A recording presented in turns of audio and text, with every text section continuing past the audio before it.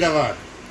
आइए हम आपको लेके चलते हैं बबली शर्मा के पास, जो आज ये जानकारी देंगे। जो पंखा मेला जो रक्षाबंधन वाले दिन जो निकाला जाता है, वो किस उपलक्ष्य में निकाला जाता है और इसकी क्या मान्यता है, और इससे पहले फरीदाबाद में कौन कौन से जो है यहाँ पर मेले हुआ करते थे, या जो है क्या नाम है, किस वजह से मेले की शुरुआत हुई थी।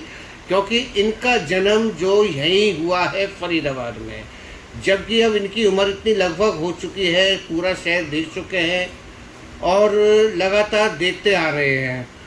और इनसे हम बात करते हैं कि ये जो मेला है, पंखा मेला, ये किस तरह कब शुरू हुआ था और क्या इसके प्रथा है, और इससे पहले क्या क्या और हो चुका है। आइए मिलाते हैं आपको, उनसे बात कराते हैं बबली शर्मा जी से। नमस्कार जी। नमस्कार जी। जय माँ पथवारी, जय भगवान परशुराम। हम देखते हैं कि जो ये मेला पंखा है लगातार जो हर साल निकलता है जी, क्या बताएंगे कि इस मेले की प्रथम प्रतिक्रिया क्या है।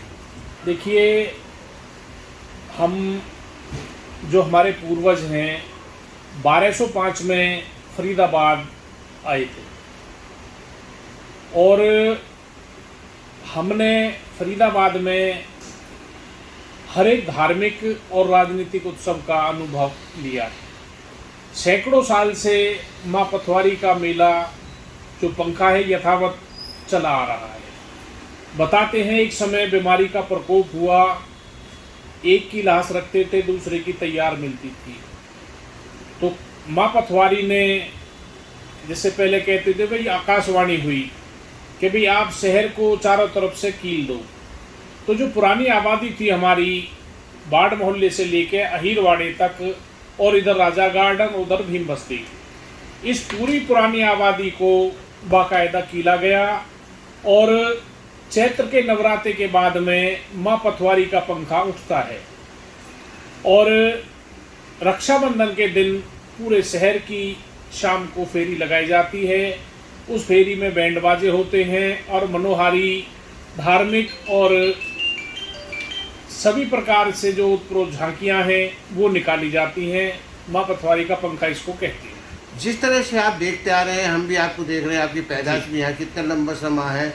आप कह रहे हैं कि ये प्रकोप के लिए पंखा मेला निकाला जाता था और इसकी प्रथा है, लेकिन ऐसा नहीं लगता कि अब ये मेला राजनीतिक हो चुका है।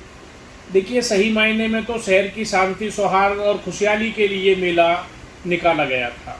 अब आपकी बात आपने करी दी है तो इसको भी पूरा करेंगे हम। एक समय था, कांग्रेस की सरकार थी और माननीय आनंद कौशिक जी यहाँ से विधायक थे, लेकिन राजनीतिकरण के होने की वजह से उनका नाम भी मेले में नहीं था और उनको बुलाया नहीं गया था। उसके बाद में यह पूर्ण रूप से, उसके बाद भी कांग्रेस में मेला रहा, दीपेंद्र हुड्डा जी इसमें आए। उसके बाद अब वर्तमान में ये भाजपा में मेला पंखा। देखिए, राजनीति कहीं ना कहीं किसी न किसी रूप में हावी होती है। परसों में एक खबर देख रहा था, जो कुश्ती दंगल हुआ था तिगांव में, सरपंच कह रहे हैं अधाना जी के ये दंगल राजनीति की भेंट चढ़ गया। तो कहीं ना कहीं ठाकुर जी राजनीति अपना असर डालती है। तो आपकी माने तो अब जो है, जो मेले हैं या कुश्ती हैं या कोई और भी है, सभी पर जो है क्या नाम है, भेंट चढ़ रही है, राजनीति पर भेंट चढ़ते जा रहे हैं। देखिए, ये लोगों के अपने अपने भाव हैं। बाकी हमारा चैत्र के नवरात्रे माँ बरहई का मेला, जो कि चर्म रोग से संबंधित था, कालका जी के नवरात्रे उठ करके बरहई तालाब पे वो मेला आता था, और पूर्णिमा के दिन आखड़े के पत्ते पर आखड़े की उस पे लेकर माँ बरहई की पूजा की जाती थी, और वो चांदी का हाथ बिल्कुल बीचों बीच तालाब में था। कहते हैं भाई छींटे मारने से, वहाँ की मिट्टी लाने से सभी प्रकार के चर्म रोग खत्म हो जाते थे। उसके बाद रक्षाबंधन श्रावण मास में, अब जो ये पूर्णमासी आएगी, इस पे माँ पथवारी का पंखा।